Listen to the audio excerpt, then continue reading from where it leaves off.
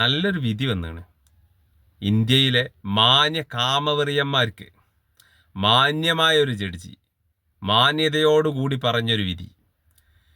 സ്ത്രീകളുടെ മാറിടത്തിൽ പിടിക്കുന്നതും അവരുടെ പൈജാമയുടെ ചരട് ഊരി വലിക്കുന്നതും അഴിക്കുന്നതും ബലാത്സംഗ കേസിൽ ഉൾപ്പെടുത്താൻ പറ്റൂല. പിന്നെ എന്ത് ഓലക്കമല ഉൾപ്പെടുത്തേണ്ടത്? പെറ്റി കേസിലോ?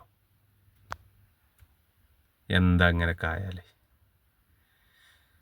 കോടതി തന്നെ കാമവെറിയന്മാർക്ക് അടിക്കാനുള്ള വടി എറിഞ്ഞു കൊടുക്കുകയാണ്. റോട്ടിലൂടെ നടന്നു പോണ ഒരു പെണ്ണിനെ പോയിക്കാണ്ട് മാറിടത്ത് പിടിച്ചാണ്ട് 100 റുപ്യ പെറ്റി കേസ് എഴുതിയാണ്ട് വിടുക. എന്താ എന്താ ജഡ്ജി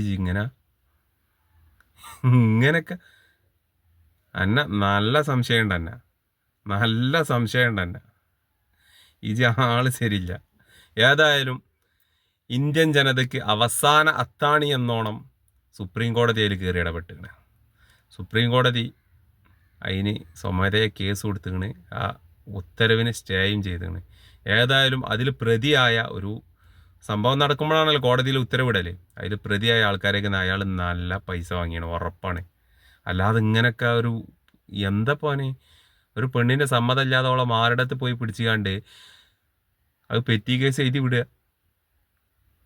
ബലാത്സംഗത്തിൽ പെടൂലല്ലോ. ഏതായാലും ഒക്കെ കണക്കാ. ഏതായാലും സുപ്രീം കോടതി ലൈക്ക്